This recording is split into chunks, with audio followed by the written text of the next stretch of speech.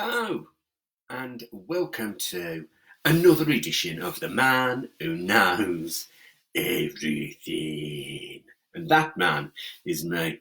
So, what's been happening is every weekday I've been setting you a different topic to do some research about, either from knowledge that you've got, knowledge in books, or maybe with an adult to have a look on the internet.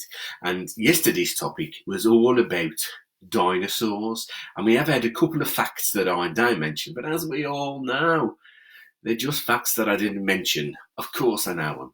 And I've got a bit of a correction to make for today as well, so stay tuned. So basically, there were two dinosaurs that we've been mentioning in the comments. There's the Antrodemus, which has got a massive mouth. This is from Sophie and Emily. The Antrodemus has got a massive mouth, and it was able to swallow other dinosaurs just in one bite. Didn't have to chomp them up, it just could get them all in its gob. The Brontosaurus was a massive dinosaur, and he'd like to stand in the water because it was quite safe. And that brings me on to the next two that Sophie and Emily have mentioned. Now, they've mentioned a pterodactyl and a plesiosaurus. And they said that the plesiosaurus had a long neck and it could swim about and catch fish, and that the pterodactyl could fly and it got an 8-metre wingspan, and those facts are true. However, the plesiosaurus and the pterodactyl aren't actually classed as dinosaurs. Now, so just like when we looked at space and Pluto ain't a planet anymore because of how they categorise them, a pterodactyl and a plesiosaurus aren't actually dinosaurs, they're just classed as reptiles. So a dinosaur is a creature that would only live on the land. So the brontosauruses could get themselves into the water and they'd be relatively safe from any predators, because all the other predators couldn't go in the water after them. Because a brontosaurus is so big, you could go quite far out into the lake and the others wouldn't be able to get to it. So that's why they like to go around in herds and get in the water as well. But a plesiosaurus and a pterodactyl technically aren't dinosaurs. There's a fact for you. So today's topic is all about Frida Kahlo, and a little bit later on today we're going to be setting you a little task or project that you can do to make your own mini Frida Kahlo, and we'll be posting some links on our Facebook page. It's a little art project you can use using magazines, catalogues, any of those things, to cut up and make a collage and make your own little Frida. So keep an eye out for that, stay tuned, and we'll post some links later on. So 10 facts about Frida Kahlo. Frida Kahlo was born in Mexico on the 6th of July in 1907, and she was born in an house that was called La Casa Azul because it's a bright blue house. She married a Mexican mural artist called Diego Rivera, and they moved into that same house later on in life when they were married, and that's where Frida Kahlo died in 1954 at the age of 47. So my first fact is that Frida Kahlo was born and died in the same house, and that it's now been converted into a museum. So if you ever find yourself in Mexico, you could go and visit the Frida Kahlo Museum, and it's been kept exactly like it was in the 1950s, so it looks just like her house did. So, first fact, Frida Kahlo was born and died in the same house. Fact number 2, when she was a child, she contracted a disease called polio, and it made her right leg go all withered. And up to that point, because of her medical issues, she actually wanted to grow up and be a doctor, because she was fascinated with the magic that medicine can do and the way that people can be healed through medicine. So when she contracted polio, it gave her an interest in medicine, so she wanted to be a doctor when she grew up. So that was fact number 2. Fact number 3 is, however, when she was 18, something really horrible happened to her. She was in a really bad accident. She was riding a bus and it got hit by a train. So she was very lucky to survive this accident, but it did cause some rather bad injuries. She broke her spine, she broke her collarbone, she broke her ribs, she broke her pelvis, and she broke her right leg in 11 different places. So yeah, it was a horrible accident. And there's a story about her in that accident and how it might have influenced her art later on. So basically, when the bus got hit by the train, it kind of just burst into thousands of pieces.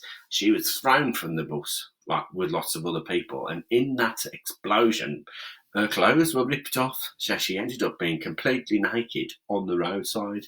But there was somebody else on the bus as well, and I think it might have been a painter and decorator who'd got a box of powdered gold, and that had burst and had gone all over her. So she got all this gold all over her body, and with the bright red of her blood as well. She was so golden that bystanders thought she was a ballerina. They kept saying, the ballerina, because they saw this person covered in gold. So that was fact number 3 about the bus accident. So if you've got anything about the bus accident, cross it off your list. So obviously her injuries left her in quite a lot of pain because remember she got a broken spine, a broken collarbone, broken ribs, broken pelvis and a broken leg in 11 places. So it took a long time for her to heal, but she didn't heal completely and she was left in quite a lot of pain for the rest of her life, but she had a lot of time in bed. So fact number 4 is that her mum set up an easel, a special easel, so that she could paint from her bedside. And this is when she first started painting because she realised she wouldn't be able to train to be a doctor anymore. So she had some paints from her dad and his paintbrush, and her mum set her up a special easel so that she could reach it, and she started painting in bed, and she painted a lot of self-portraits. And the way she did it is she got a mirror on her bedroom wall. She could look at herself in the mirror and do a little bit of painting, and that's when she first started her art. So, fact number 5 is that over a third of all of Frida Kahlo's paintings are self-portraits, meaning that a picture of Frida Kahlo appears in those images, so the paintings of herself. In her lifetime, she painted 143 paintings, and over 55 of them, and 55 of them have got her in. So 55 self-portraits out of 143 paintings in her lifetime, and that is fact number 5. Fact number 6 was that she was believed by health problems throughout her entire life, including this accident.